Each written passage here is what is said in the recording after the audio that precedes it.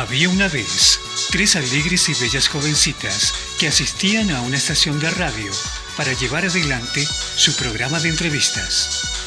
Mi nombre es Pepe y todos los viernes las acompaño.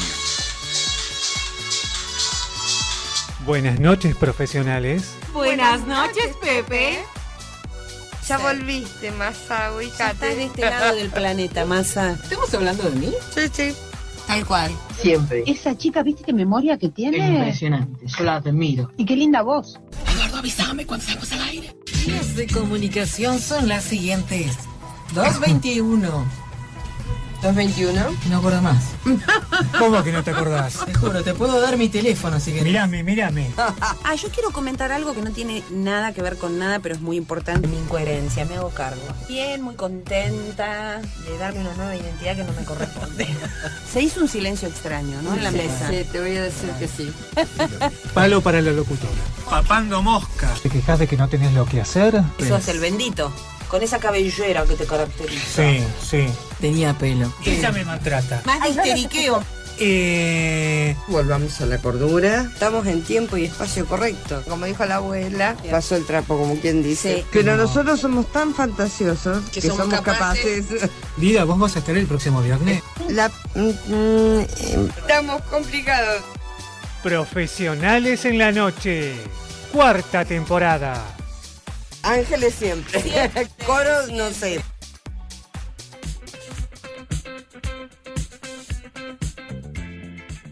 Ahora también podés escuchar nuestro programa en forma simultánea con la radio a través de YouTube. Búscanos como programa de radio Profesionales en la Noche. Este es el programa 193. Y no te olvides de suscribirte a nuestro canal.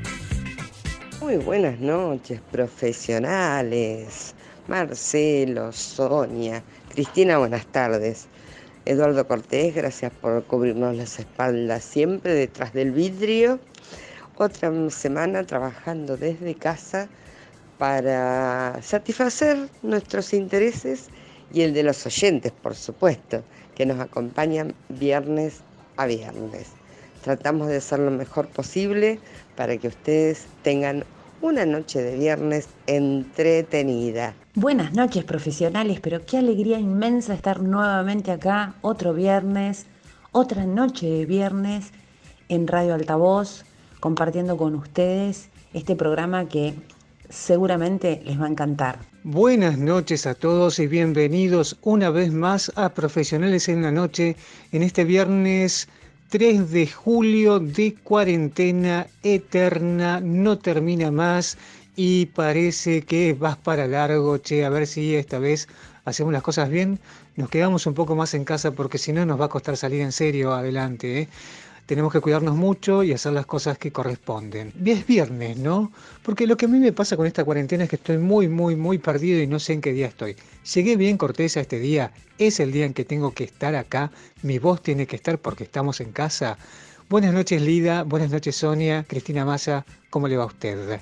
Muy buenas tardes, profesionales de la noche. ¿Cómo dicen que les va? Muy buenas tardes, Lida. Muy buenas tardes, Sonia. Muy buenas tardes, Marcelo. Muy buenas tardes, Eduardo Cortés, allí del otro lado, calentito, me imagino que debe estar en el estudio. Yo en casa, como siempre, por supuesto, disfrutando de este aislamiento social extra large que parece que no termina nunca, con mi barbijo puesto, con el alcohol en gel cerca, siempre de las manitos. Y bueno, acá estamos disfrutando otro programa más, otro viernes más, junto a los profesionales en la noche. Les voy a recordar las vías de comunicación, que son las siguientes. 221-558-2118 es el WhatsApp de la radio. Ahí nos podés mandar, más que todo, un mensaje de audio. Así lo podemos escuchar y lo podemos pasar. Eduardo ahí se encarga de todo y nos pasa el mensaje en el programa. Nosotros lo escuchamos desde casa, acordate, salimos grabados. Todo esto está editado gracias a Archipiélago.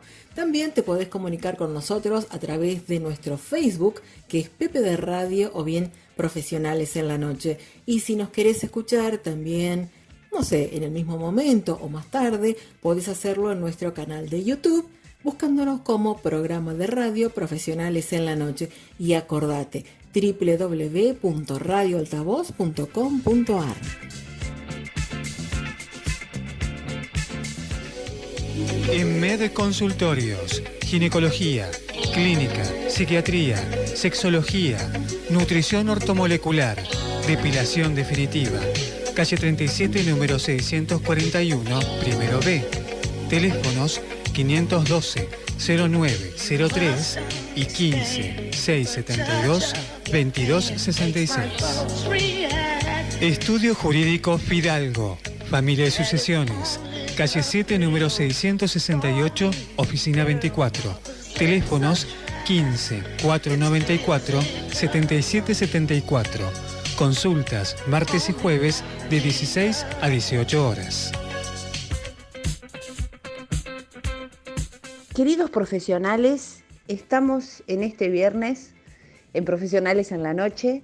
Estamos con Jessica Belgrano, que es chosna, descendiente de Manuel Belgrano, que la verdad que con una disposición y una frescura encomiables se prendió a una entrevista, como estamos haciendo en esta época, con las características con las que estamos haciendo las entrevistas en esta época, de pandemia, de cuidado, de estar en casa y desde ahí tratar de seguir estando conectados entre todos nosotros.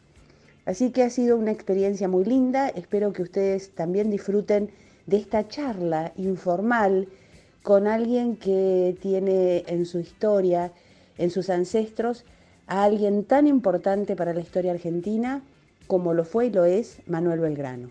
Jessica, contanos de dónde proviene tu ascendencia, tu genealogía y esa historia de amor tan especial, tan de película que precedió al nacimiento de esa línea de la que vos derivás. Yo desciendo del hijo que tuvo Manuel Belgrano con María Josefa Ezcurra. Ellos se habían conocido de jóvenes.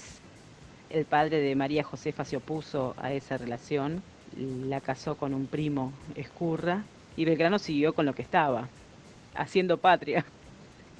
Con los años María Josefa se separaron, su marido estaba en contra de la Revolución de Mayo y se volvió a España, y María Josefa lo siguió a Manuel, que estaba con el Ejército del Norte en Jujuy. Ella lo siguió, tuvieron un encuentro, ella quedó embarazada. Bueno, como era casada no se hizo cargo del hijo, imagínate en esa época, un hijo extramatrimonial, y encima ella casada, era un impensado, ¿no? Entonces ese hijo fue criado por su hermana Encarnación Ezcurra, recién casada con Juan Manuel de Rosas.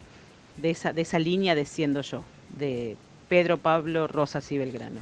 ¿Quién era Manuel Belgrano, Jessica? ¿De qué familia provenía? Es decir, para saber algo más de lo que nos han contado los libros de historia, imaginarnos cómo fue aquella familia que generó a este personaje, a este prócer verdadero de la República Argentina.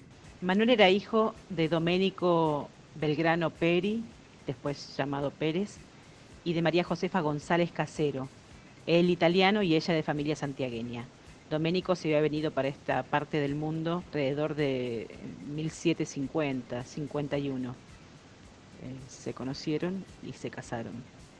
Llegaron a ser una familia de mucha plata, aunque no integraban el núcleo más tradicional, eran una de las mayores fortunas de Buenos Aires. Y tuvieron muchísimos hijos, muchísimos. Belgrano fue uno de ellos. Cuando Belgrano tuvo edad de estudiar, ellos tenían la condición económica como para mandarlo a Europa, así que Belgrano estudió en España. Allá se recibió de abogado. De esa historia de amor tan peculiar, tan prohibida, tan oculta, donde se imponían los matrimonios, como le ocurría a esta señora Ezcurra, y donde el corazón podía más que eso. ¿Tenés idea, digamos, algún tipo de información de tu familia, o si existe algún registro de si Belgrano llegó a conocer del nacimiento de Pedro? ¿Llegó a saber de eso? En cuanto al nacimiento de Pedro, no sé si Belgrano supo. En mi familia se decía que Belgrano nunca lo había sabido.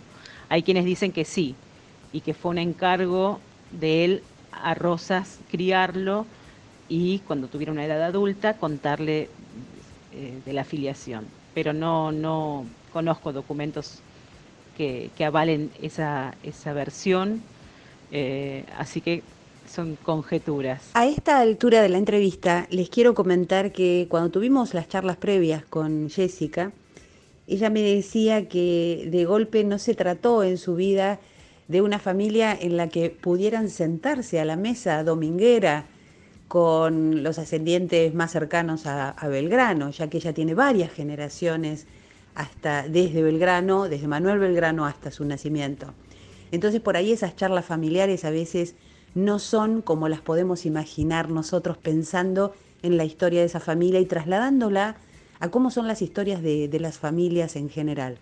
No obstante, siempre algún dato aparece, y dentro de esos datos que aparecen, le pregunté a Jessica y le pregunto a Jessica en este momento para todos ustedes, ¿quién era Pedro, ese hijo? ¿Cómo se crió ese hijo de Belgrano y de Ezcurra? Pedro fue criado por Juan Manuel de Rosas y por Encarnación Ezcurra, así que a esa vida no le habrán faltado sobresaltos, imagino.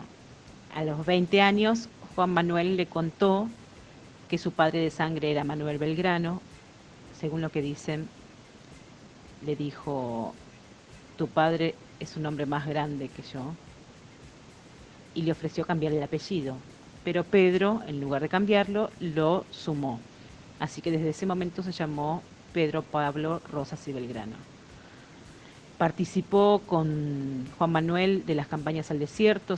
Dicen que tuvo mucho contacto con los caciques, que era el intermediario. Tuvo participación entre los federales y también entre los unitarios. Tuvo idas y venidas ideológicas y tuvo mucho vínculo con Urquiza.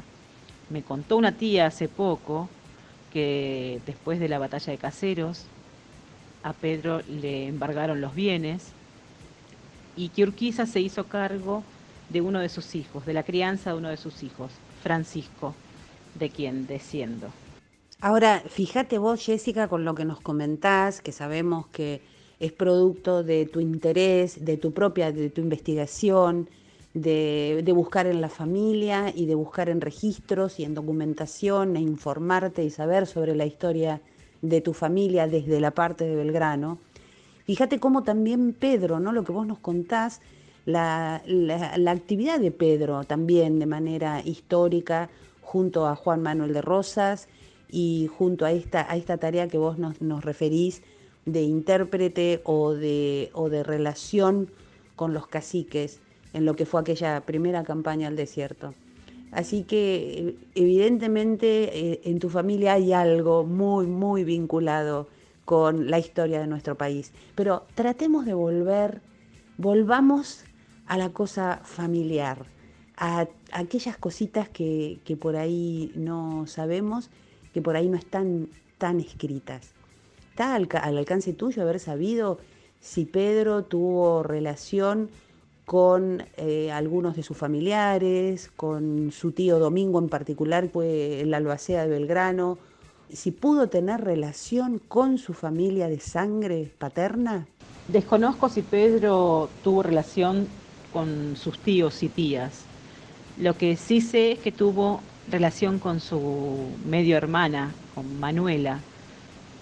Hubo un caso, un momento en el que Pedro fue preso por haber perdido una de sus participaciones militares y estaba condenado a muerte, y en esa situación intervino Manuela mandando una carta a quien estaba a cargo, y en la carta hacía referencia a Manuel Belgrano, al apellido de Pedro, y pedía clemencia por la vida de su hermano.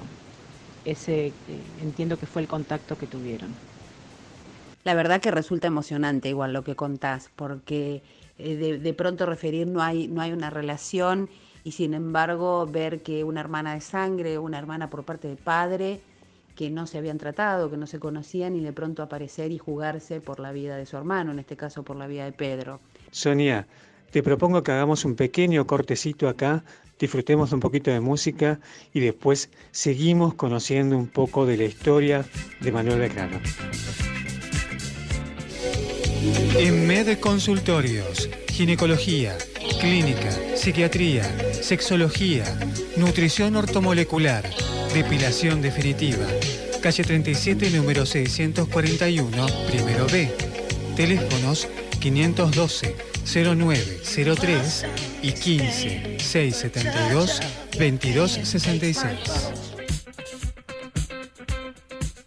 Seguimos en Profesionales en la Noche con esta charla tan linda que hemos tenido con Jessica Belgrano, Josna, descendiente de Manuel Belgrano, que nos viene contando cositas de su familia y cositas de ese prócer, de ese buen hombre que fue Manuel Belgrano y que ella tiene entre sus ancestros. Un ancestro, por supuesto, destacado y que le ha dado mucho a nuestra historia y ha hecho mucho por lo que hoy es nuestro país, la Argentina. De ir y venir que tiene esta charla con vos, Jessica, volvamos un poco a Manuel Belgrano, volvamos a nuestro prócer.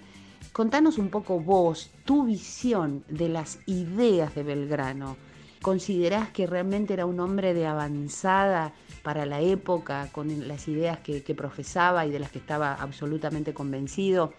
Y además debo trasladarte otra pregunta de un oyente que nos pedía por favor que te preguntemos si a tu criterio vos considerás que Manuel Belgrano podría ser un tipo inclusivo, incluso utilizando el lenguaje inclusivo. Así que bueno, contanos esto. Las ideas de Belgrano eran de avanzada hasta para hoy. Pensemos que hablaba de sustitución de importaciones, de industrialización, de repartir la tierra, de que el Estado se haga cargo de las necesidades de los más vulnerables. Hoy son peleas que estamos dando en la actualidad. Así que sí, fue un hombre muy de avanzada. Y en cuanto al lenguaje inclusivo, era tan adelantado la época que imagino que ahora sería un defensor de la inclusión que el lenguaje inclusivo propone. El lenguaje inclusivo propone ir más allá de lo binario, del género, entre masculino y femenino. Propone incluir a esa tercera, o más opciones de quienes no se identifican con un género u otro. Y eso es una manera de inclusión. Imagino que Belgrano, que fue quien pensó en la educación de las mujeres, estaría muy de acuerdo en la inclusión de quienes no se sienten ni varones ni mujeres. Pero esto es contrafáctico. No puedo decir que él lo haya pensado ni dicho, porque sabemos que pasaron muchísimos años. Pero siguiendo un hilo ideológico de coherencia, entiendo que cualquier medida, cualquier avance en cuanto a incluir, él habría estado de acuerdo. Ahora, una de las inquietudes que teníamos cuando preparamos esta entrevista con Jessica y la cantidad de cosas que se nos ocurría preguntar, y uno tampoco quiere ir siempre a los mismos puntos de las entrevistas que le hacen. Obviamente dentro de todas esas cosas, algo que no podemos eludir es, y que de hecho lo hicimos, preguntarle a Jessica y pedirle que nos cuente qué fue para ella y qué es para ella ser descendiente de Manuel Belgrano, cómo lo vivió desde chica y cómo lo vive en la actualidad. Ser descendiente de Belgrano fue durante muchos años un peso, sobre todo cuando era chica y adolescente, que todavía no me había empapado de sus ideas y no entendía bien de qué se trataba la vida política de un país. Hoy puedo decir que entiendo por qué hicieron ese recorte de sus ideas, por qué la historia oficial operó como un lifting, quitándole todo lo que no fuera hegemónico al pensamiento de Belgrano, todo lo que pusiera en jaque al poder. Creo que eso es un gran valor, hackear al poder, disputarle hegemonía, pensar que Belgrano soñaba un país más igualitario y no nos enseñaron eso, no nos permitieron que quisiéramos parecernos en eso a Belgrano. Hicieron una operación mediante la cual se admira de Belgrano que haya muerto pobre, cuando Belgrano murió pobre y peleando para que le paguen lo que le debían. No fue que se despojó de sus bienes, él fue muy generoso, donó su dinero, el que no le habían pagado lo donó para hacer escuelas. Sin duda fue una persona que entendía que lo material era un bien a repartir, era un medio para el bien común. Pero de ahí a romantizar la pobreza me parece que también es una gran habilidad que tuvo la historia oficial de hacernos sentir cómodos con lo poco que tenemos. En ese sentido, hay que disputarle a la historia oficial lo que nos enseñaron, recuperar esas ideas y seguir en línea con lo que Belgrano dejó escrito, buscar un país más justo para todos. Cada vez que hablamos o pensamos en Belgrano, pensamos en la deuda que tiene la historia de este territorio con él. Pensamos en la deuda económica, pensamos en cómo falleció, en qué estado de pobreza falleció, recordamos la anécdota esa que ha trascendido de la entrega de su reloj para pagar los honorarios del médico que lo atendió, que en algunas publicaciones he leído que el médico lo rechazó, le dijo que de ninguna manera, y sin embargo Belgrano prácticamente lo obligó a que lo aceptara en pago de sus servicios. Entonces, siempre nos viene esa inquietud, y qué mejor hoy que preguntarte a vos, Jessica, ¿cuál considerás que es la deuda que tenemos con Belgrano? Y de qué manera vos, como descendiente, interpretás esa deuda. La historia oficial decidió qué cosas nos iban a enseñar y qué cosas no. Entonces creo que la deuda que tiene la historia para con Manuel Belgrano es enseñar enfáticamente lo que él pensaba, porque lo que pensaba es muy actual, porque si tenemos que parecernos a los próceres en su valentía y en su entrega, también tenemos que parecernos en su búsqueda de un país como el que soñaban. Creo que nos negaron esa posibilidad. Creo que tenemos mucha responsabilidad en retomar esas ideas. Digo, en el colegio lo van a enseñar a Belgrano para siempre, siempre. Entonces enseñémoslo bien, formemos sujetos capaces de querer cambiar el mundo, o por lo menos nuestro país. Formemos sujetos que lleven esas ideas como bandera y dotemos a la bandera del significado que le dio Belgrano cuando la creó. Creo que ese es el mejor resarcimiento que le podemos hacer a la figura de Manuel Belgrano. Muchas gracias, Jessica Belgrano, por haber participado, por haber estado con nosotros en Profesionales en la Noche, en este año tan particular, en este año del Bicentenario, como ya lo hemos dicho en otros programas y en este también, del Bicentenario de la muerte de Manuel Belgrano, que ocurrió el 20 de junio de 1820. Realmente un placer haber contado con la información, con esa sensibilidad particular de alguien que lleva en sus venas la sangre de Manuel Belgrano, señores. Así que realmente muchas gracias por haberte hecho tiempo y por haberte dispuesto a estar con nosotros aquí esta noche. Y como última dato que les quiero dar, Jessica siente muy fuerte esto de transmitir, de difundir lo que realmente Manuel Belgrano fue y lo que realmente Manuel Belgrano sentía y profesaba. Si tienen interés en esto, hay un videíto muy lindo que incluso en estos momentos de cuarentena y que debemos estar en casa toda la familia, les aseguro que es muy lindo para que lo puedan ver y escuchar, donde la van a ver a Jessica contando toda su historia, contando la genealogía familiar, contando quién fue Manuel Belgrano. Y entren en YouTube en Jessica Belgrano y los sueños de Manuel. Así, recuérdenlo, Jessica Belgrano y los sueños de Manuel. Es hermoso para escucharlo en familia, está muy bien armado, es muy didáctico y muy interesante de ver y de escuchar. Así estamos, profesionales, seguimos aquí en Radio Altavoz. Se acerca el 9 de julio y nosotros queremos invitar a los chicos que forman parte de nuestra audiencia a que compartan con nosotros un dibujito.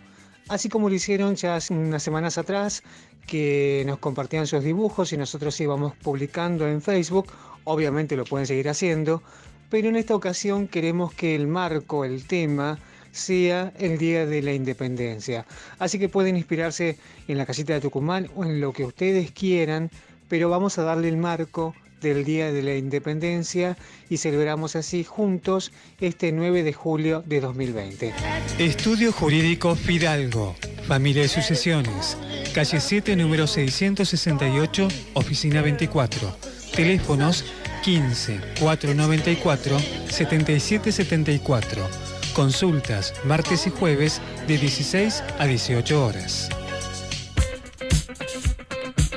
El pasado 28 de junio se celebró el 50 aniversario del Día Internacional del Orgullo de la Comunidad LGTBIQ+, que busca concientizar y reflexionar sobre la igualdad de derechos en la identidad de género y diversidad sexual. En este marco, hoy vamos a conocer la importancia y la actividad de la Mocha Celis, el primer bachillerato del mundo para estudiantes trans que funciona en el barrio de La Chacarita de la Ciudad Autónoma de Buenos Aires. Y para esto estamos en comunicación con Manu Mireles, secretaria académica de la Mocha Celis. Manu, buenas noches y gracias por atendernos. Contanos cómo y por qué surgió la Mocha Celis. Hola, muchísimas gracias por la invitación. La Mocha surge, producto de 50 años de militancia de los colectivos travesti, trans y de los colectivos disidentes LGTBIQ+, y viene a ser un espacio que procura subsanar la brecha que existe tan grande de garantía de derechos para las personas travestis y trans. La Mocha es el primer bachillerato popular travesti trans inclusivo en el mundo. Es un bachillerato que se cursa 3 años y se egresan como perito auxiliar en desarrollo de las comunidades. Y es un espacio que es inclusivo, es decir, hay una gran cantidad de personas travestis y trans que hacen parte del espacio, alrededor del 60% de los estudiantes, pero también hay otras disidencias, personas afroindígenas, adultos mayores, madres con hijos que están soles y que necesitan esa compañía y esa contención. Así que hay muchas situaciones que conviven en el espacio. El nombre del instituto tiene una historia. ¿Nos contás quién era la Mocha Celis? Sí, mira, Mocha Celis era una traba tucumana que vivía en Buenos Aires. Sus compañeras cuentan que no sabía leer y escribir, así que se le acompañaba con los dictos policiales. Recordemos que en esa época habitar el espacio público, entre comillas, vestido del otro sexo, era un delito, así que las compañeras no podían, ni siquiera las compañeras, salir a la calle, ir a comprar pan, ir a hacer cualquier actividad que sería común en una circunstancia de la vida cotidiana, digamos. Y la Mocha fue asesinada por la policía, en una situación que no quedó totalmente resuelta, y en honor a ella y a todas las compañeras, les compañeros y los compañeros que han sido excluidos sistemáticamente del sistema educativo, lleva el nombre de la escuela, Mocha Celis. Manu, ¿cuáles son las historias de vida que más se repiten entre las estudiantes? Es una buena pregunta. Mira, las historias de vida que más se repiten son las de compañeras travestis y trans que fueron excluidas de su casa cuando expresaron su identidad de género entre los 13 y los 16 años, y en ese momento su familia las expulsa a la escuela, las expulsa en todas las instituciones, digamos. No hay ninguna institución que las abrace, que las acobije y que las permita seguir adelante. En general son otras compañeras travestis y trans que básicamente les acompañan en intervenir su cuerpo en muchos casos, y la mayoría ejerce la prostitución o el trabajo sexual. Pensemos que cerca del 87% de las personas trans son excluidas de su casa cuando expresan su identidad de género, y de este 87%, el 80% dice que no quisiera ejercer la prostitución. Por eso muchas veces cuando hablamos de la situación de las personas travestis y trans, la situación de prostitución llega a ser una condena para muchas de ellas. Algunas otras lo viven como trabajo sexual y es una alternativa, pero para muchas no lo consideran así. Entonces, esa sería la historia que más se repite. Muchas compañeras migrantes, violentadas, expulsadas de todas las instituciones, y pensemos que además son identidades patologizadas y criminalizadas, lo que significa que constantemente son víctimas del acoso policial y del acoso de todas las instituciones. Bueno, Manu, y justamente el mocha aparece como una alternativa para que muchas personas trans, travestis y transgénero puedan completar sus estudios y tener una alternativa laboral que no sea la prostitución como muchas veces pasa y bien decías. ¿Qué sentís que falta en el sistema educativo en general para que realmente sea inclusivo y no exclusivo en estos casos? La mocha es un espacio que les abraza, que les valora, que les contiene, que les informa sobre sus derechos y que les permite tener opciones. Yo creo que el sistema educativo integralmente necesita tener docentes que tengan mucha más formación en relación con educación sexual integral, con perspectiva de disidencias sexuales, y que sea un tema del que se hable cotidianamente, el tema de la identidad. No solamente docentes, también las personas que hacen gestión. Yo creo que el sistema educativo integralmente necesita tener personas formadas en estos temas para que se puedan reproducir otras lógicas de cuidado, de valoración de las identidades y otra lógica democrática. Es decir, el marco normativo que tenemos en Argentina, como la ley de identidad de género, la ley de matrimonio igualitario, por ejemplo, no alcanzan si no hacemos efectivas esas leyes y esos marcos y no se convierten en políticas también. Y hasta ahora se profundiza el tratamiento de la ESI, pero necesitamos seguir profundizando específicamente el tema de la identidad. Hay mucha desinformación, hay muchas personas que están en el ámbito de la docencia y se están formando nosotros en la mocha.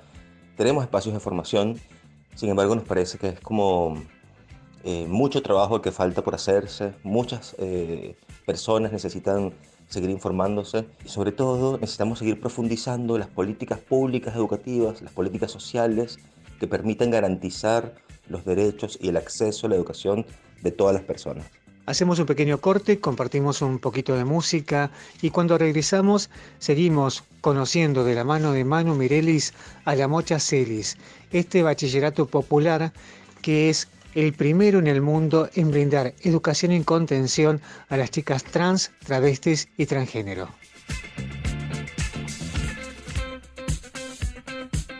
Muy buena música en Profesionales en la Noche y los acompañamos hasta las 22:30 horas. En este caso seguimos con la entrevista de Marcelo Silvero hecha a Manu Mirelles del bachillerato Mocha Celis. Marcelo. Todos los que pasamos por la escuela secundaria, cuando se acerca el final de esta etapa, comenzamos a pensar en conseguir un trabajo y muchas veces en continuar con una carrera universitaria. Seguramente para los estudiantes del bachi pasa lo mismo. Ahora yo me pregunto si es de fácil acceso la inserción laboral o incluso el continuar los estudios a nivel universitario, o es todavía una barrera que cuesta atravesar para las personas trans. Sigue siendo un desafío el acceso al empleo.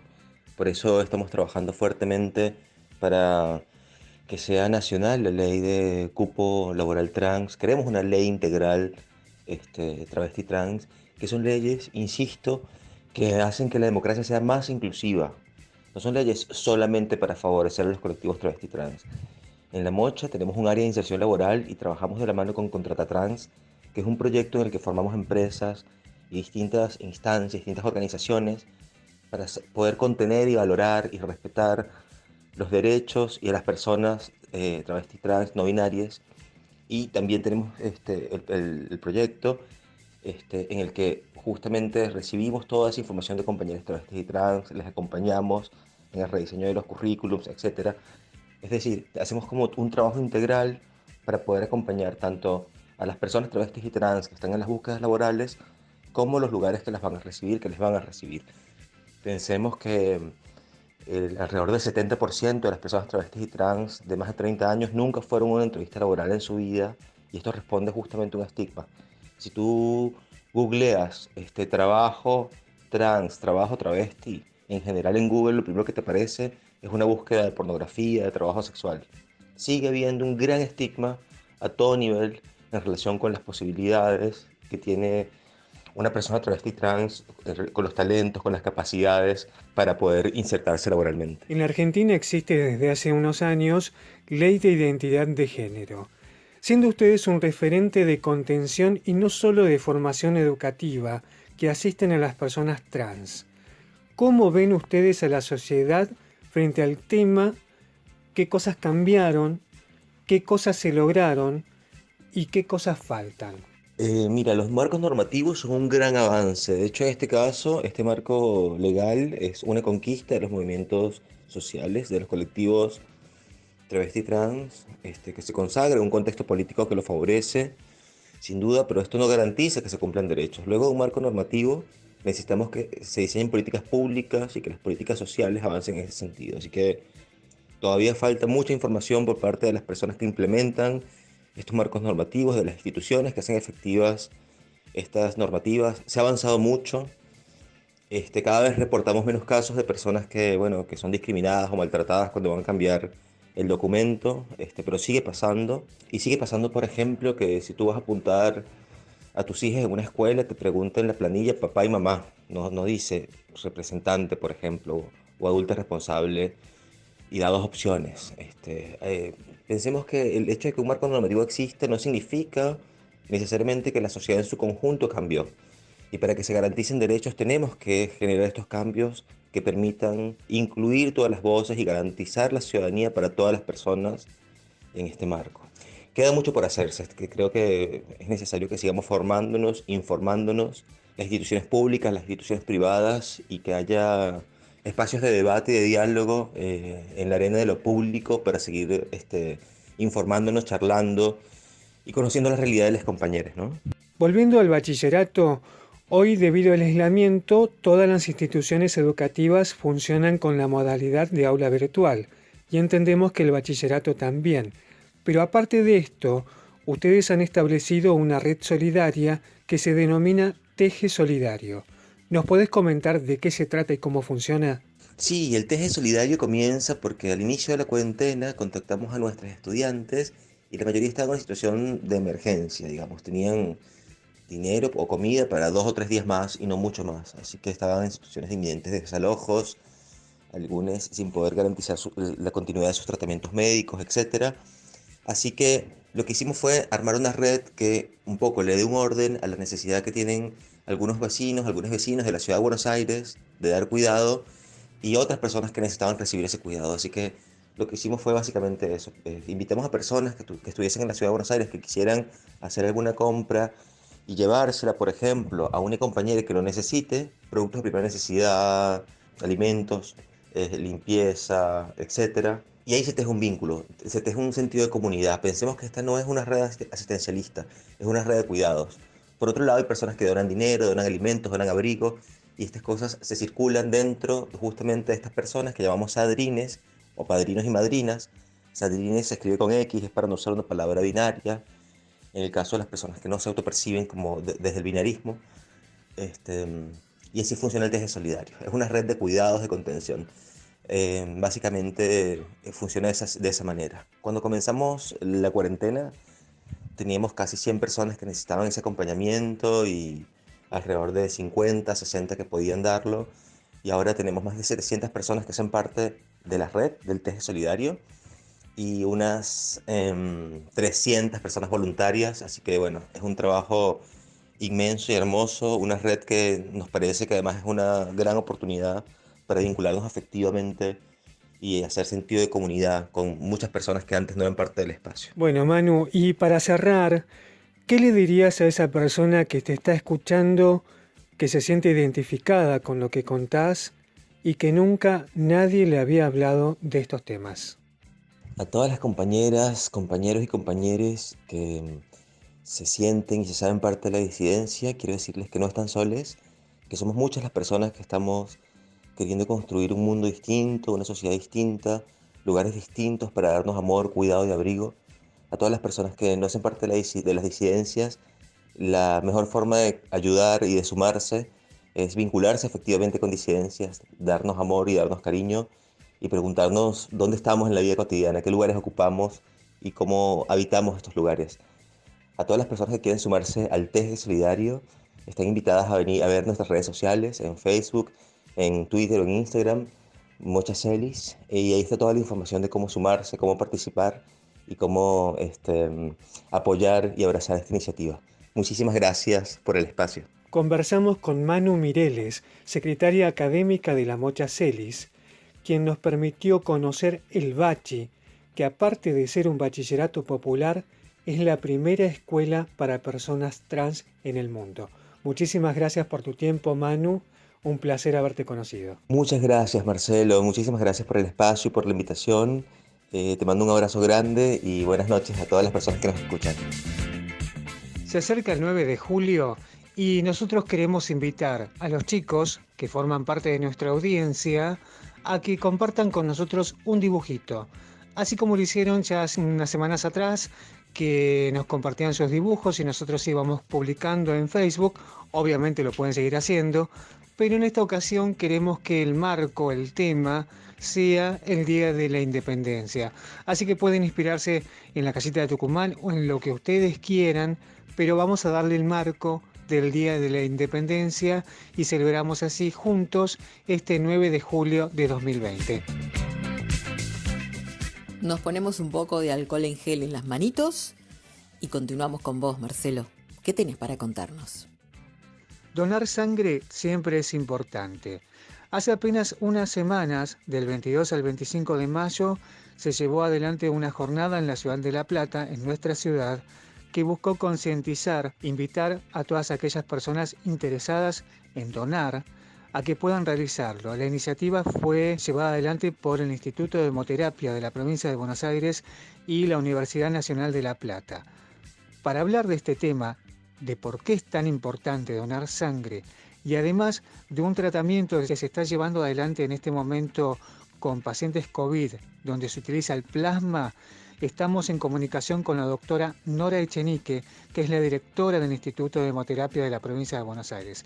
Doctora Echenique, muchísimas gracias por su tiempo, buenas noches y en principio cuéntenos por favor por qué es tan importante donar sangre. Donar sangre es importante porque la sangre es insustituible y aparte no se puede obtener de otros lados, no hay una fabricación de sangre, solamente la tenemos los seres humanos.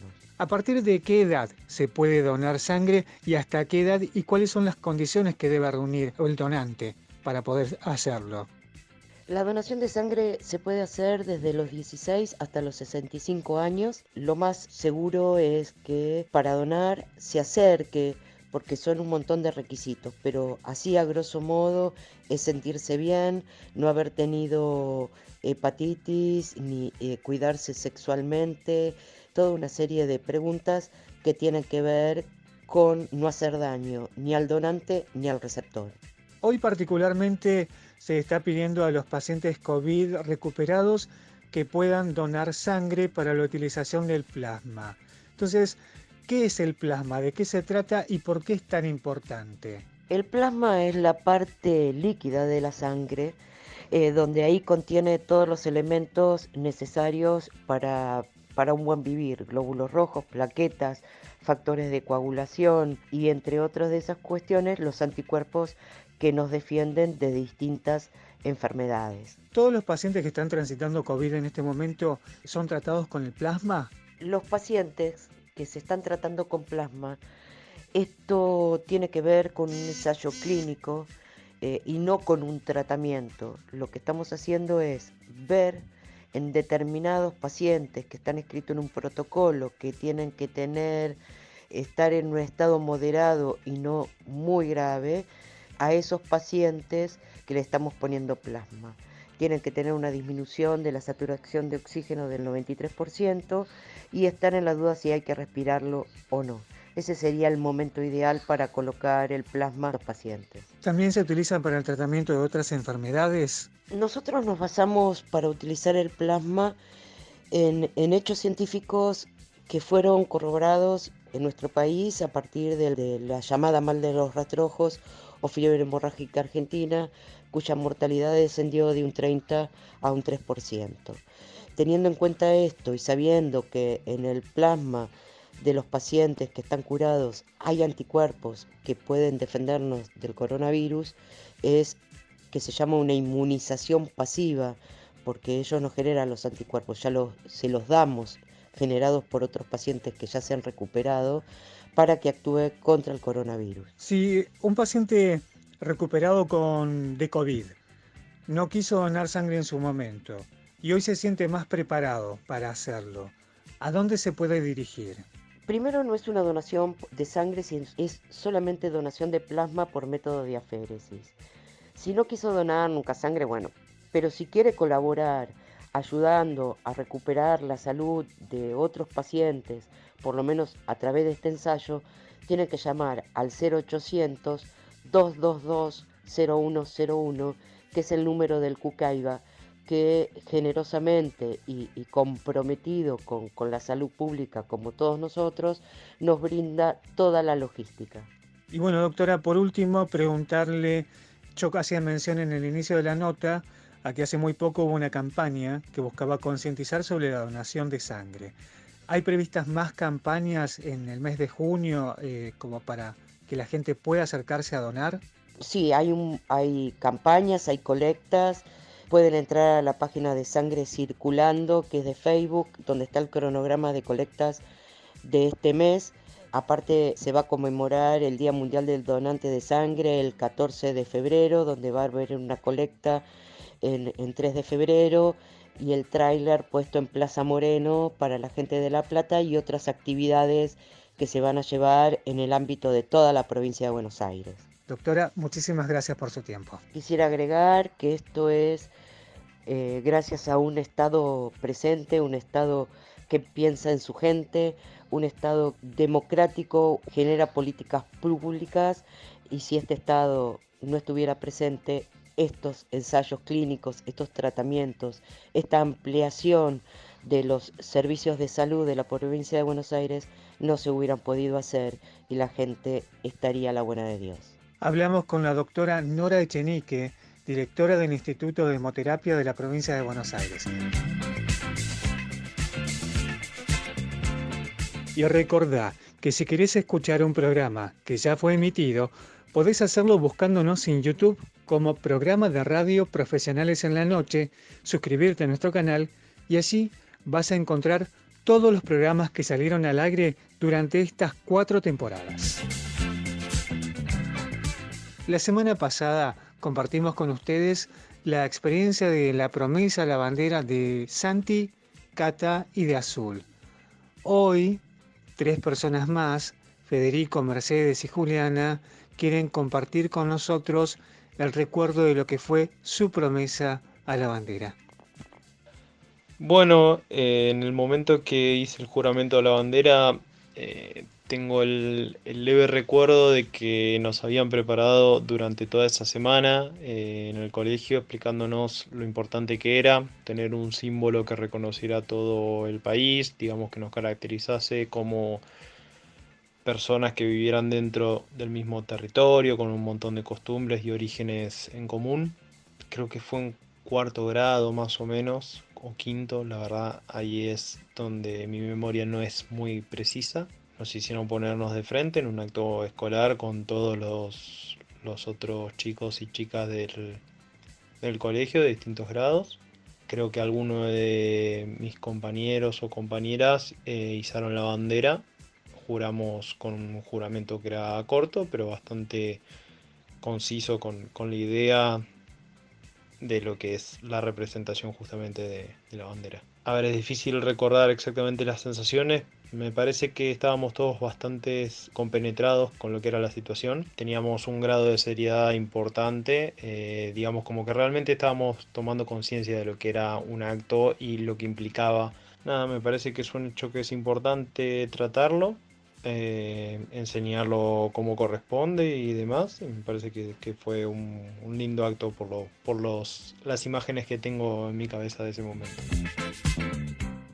Hola a todos y a todas. Bueno, me acuerdo que el acto en el Día de la Bandera fue muy importante, creo que fue cuando estaba en 4º grado, si mal no recuerdo. Fue un acto donde se invitó a familiares. En mi colegio siempre llevábamos un uniforme, pero ese día en el acto tuvimos que ir con guardapolvo y la verdad que fue un acto muy lindo, si bien fue breve porque simplemente se hace la promesa a la bandera. Fue un acto que donde se enseña la importancia de un símbolo patrio como es la bandera y me quedó un gran recuerdo de este momento. Hola, buenas noches. Quería compartir mi experiencia de hace muchos años cuando juré a la bandera. Lo hice en mi pueblo, que es Viedma. Lo hice en el acto, en la escuela, con la presencia de toda la escuela, todo el turno mañana al que iba. Nuestro grado pasó al frente y al unísono y muy fuerte gritábamos la promesa, que era así como teníamos que hacerlo. A diferencia de lo que me dio la posibilidad este año, dada la pandemia, que tuvimos que hacerlo desde casa con mi hija, que fue sumamente emocionante para todos porque lo compartimos desde la cercanía con la familia, todos juntos, sentados juntos, disfrutando.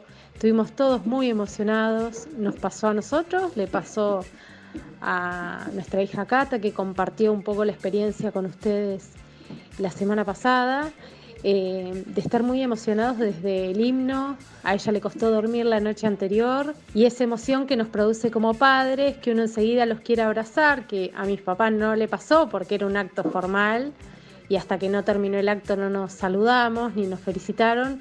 Nosotros lo hicimos todos juntos a través de Zoom en la plataforma. Con el resto de las familias veíamos que pasaba exactamente lo mismo.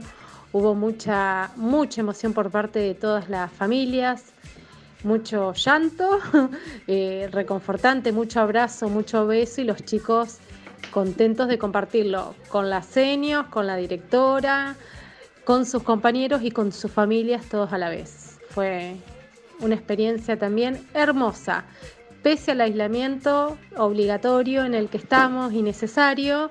Fue un acto hermoso. Le agradecemos a Federico, a Mercedes y a Juliana, que hoy ya en otra etapa de la vida han compartido con nosotros sus experiencias de promesa a la bandera. Y seguimos en Profesionales en la Noche hasta las 22:30 horas aquí por Radio Altavoz 94.1 Clásicos. ¿Y vos quién sos? ¿Vos quién sos? Yo soy Cristina. ¿Y tú quién eres? ¿Marcelo? ¿Quién es esta señorita? Momento de noticias. La temperatura en la ciudad de Las Diagonales es de 12 grados centígrados, la humedad del 74%, los vientos a 23 kilómetros por hora. Engordó 102 kilos en 4 meses de cuarentena. Sohu, un joven chino de 26 años oriundo de la ciudad de Wuhan, fue internado de urgencias tras haber engordado 102 kilos durante la cuarentena.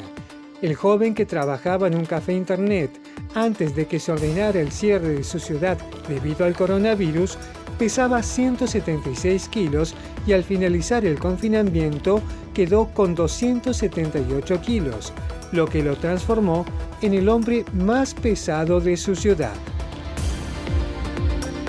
Una tonelada de cebolla para hacer llorar a su ex. Xiao Zhao, una joven china de la ciudad de Zibo, envió la semana pasada una tonelada de cebolla a su exnovio por haber terminado con ella días antes del Día de los Enamorados. El hombre explicó a los medios locales que la razón de la separación fue el comportamiento excesivo de su expareja, mientras que ella declaró: "Yo lloré 3 días, ahora es su turno". 150 latas de cerveza para la cuarentena. Olive Veronesi, una anciana de 93 años residente en Seminole, Estados Unidos, se convirtió en tendencia en las redes tras haber publicado una foto con un cartel asegurando "Necesito más cerveza". La mujer asegura que toma una cerveza todas las noches porque contienen vitaminas, y al ganar popularidad en internet, la fábrica de cerveza Molson Coors envió 150 latas a la mujer para proveerla durante la cuarentena. Y este ha sido el informativo de Gatos de Circo. Recordamos a la audiencia que la temperatura es de 12 grados centígrados en la ciudad de La Plata, la humedad del 74%, los vientos corren y corren a 23 kilómetros. Agradecemos a Archipiélago, edición y digitalización de audio-video. Turnos al 483-7638. Muchas gracias a la gente de Archipiélago por editarnos tan pero tan bien todos los viernes. También agradecemos a la Josefa Almacén de Campo. Productos caseros, frisados, listos para disfrutar. Pedidos al 482-2312 o búscanos en Facebook como La Josefa Almacén de Campo. También agradecemos a Eduardo Cortés por la puesta al aire. Y bueno, de mi parte, los esperamos el próximo viernes a partir de las 21 horas aquí en Radio Altavoz 94.1 Clásicos. Chau, chau. Amigos, hemos finalizado un programa más que hemos confeccionado desde casa desde toda la semana pasada, con muy buenas entrevistas, muy interesantes, y acuérdense, aquellos que pueden, de donar plasma. Entre todos salimos de esta cruzada contra el COVID-19. Gente, muchas gracias por estar, los esperamos nuevamente el viernes que viene, y recuerden, los chicos que nos quieren acercar los dibujitos del 9 de julio, los estaremos esperando y publicando en Facebook del programa. Muy buena semana. Y sí, queridos míos, cada uno desde su casa, porque quedémonos en casa, cada uno desde su casa, pero por supuesto que nos encontramos la próxima semana acá por Radio Altavoz a las 21 horas en Profesionales en la Noche. Un beso enorme a todos. Gracias por habernos acompañado otro viernes más aquí en Profesionales en la Noche. Quédense en Radio Altavoz, no se vayan, que enseguida llega Mix con Fabián Silingo y la mejor música para empezar este fin de semana. Chau, chau. ¿Escuchó? Sí. El ruido de la copa y el revertido del vino. Ya nos vamos a organizar como corresponde en el primer bloque. Hasta la próxima semana, profesionales. Hasta la próxima, Pepe.